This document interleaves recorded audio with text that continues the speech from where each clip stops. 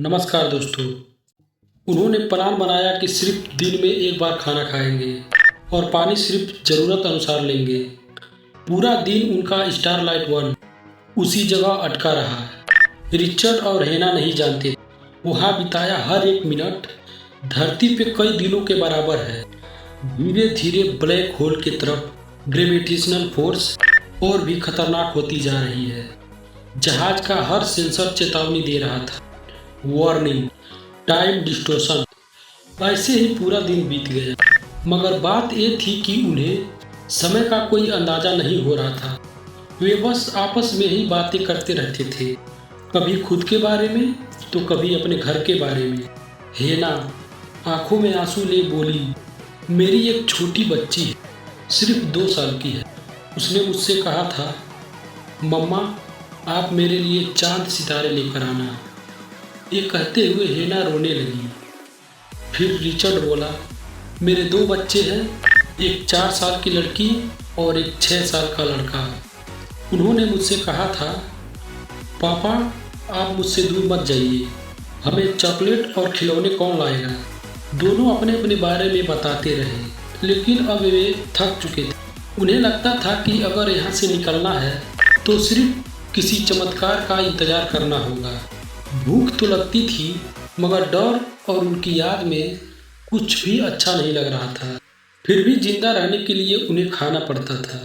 उनके लिए एक अच्छी बात ये थी कि स्पेस क्राफ्ट का रडार सिस्टम सिग्नल पर था, मगर स्पेस क्राफ्ट अब भी चालू था। ऐसे ही दिन गुजरते रहे और देखते देखते 10 दिन हो चुके थे। स्टारलाइट वन वैसे ही बस घूम रहा था।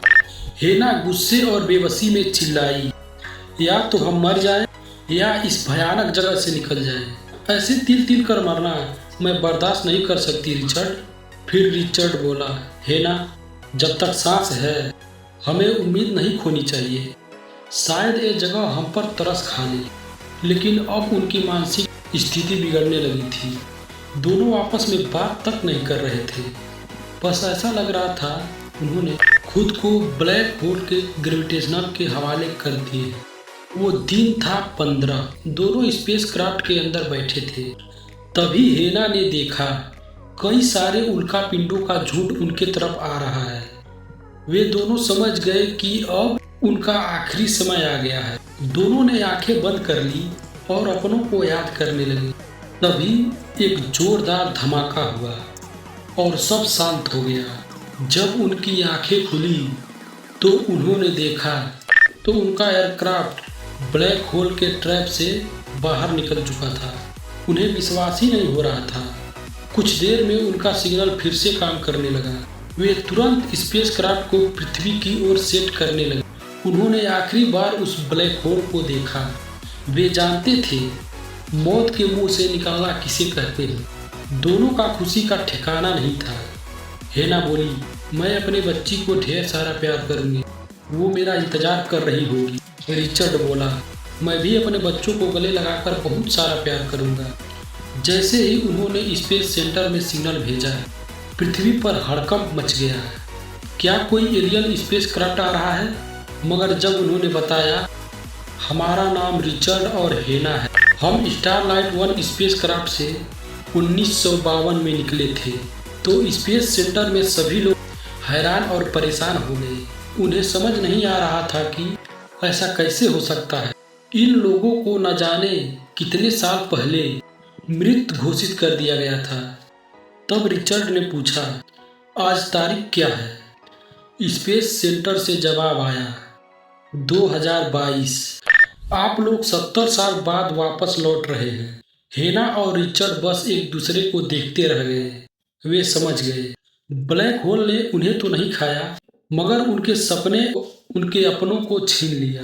वे धरती पर उतरे और सब कुछ बदल चुका था। उन्हें लगा कि वे और ही दुनिया में आ चुके हैं। उन्हें लगा कि वो और किसी और ही दुनिया में आ चुके हैं। उन्हें लगा कि वो और ही दुनिया में आ गए। उन्होंने सबको बताया कि कैसे वे ब्लैक होल के ग्रेविटेशनल फोर्स फंसे रहे। लोग ध्यान से सुनते रहे, मानो कुछ सच देखकर भी उन पे विश्वास नहीं हो रहा था। हेना अपनी बच्ची के पास पहुंची, जो कि वो अब 76 साल की बूढ़ी औरत थी। ये कितना दर्द भरा लम्हा था। माँ की उम्र अभी 28 साल थी और बेटी की उम्र 76 साल हो चुकी थी। बेटी ने फिर उससे कहा, माँ, आपने बहुत देर कर दी तारे लाने में। हेना फूट फूट कर रोने लगी और तुरंत अपने बेटी को गले लगा लिया। वही जब रिचर्ड अपने घर पहुंचा तो उसे पता चला कि अब उनका कोई नहीं रहा। 4 साल पहले उनका दोनों बच्चे गुजर चुके थे। वो जमीन पर बैठ गया और आसमान की तरफ देखने लगा। दोस्तों, जिंदगी हमें कभी भी ऐसी जगह ले जा सकती है जहां से लौटना शायद ही कभी मुमकिन ना हो। इसीलिए अपनों के साथ जितना वक्त मिले उसे पूरी तरह जी लीजिए, क्योंकि यही लम्हे सबसे खास होते हैं। पर याद रखिए, हिम्मत ही इंसान की सबसे बड़ी ताकत है। अगर इस कहानी ने आपके दिल को छुआ हो तो एक लाइक और सब्सक्राइब करके जरूर जाइएगा, क्योंकि ऐसे ही रहस्यमयी कहानी जल्द ही आपके सामने आएगी। लाइक और सब्सक्राइब कर लीजिए।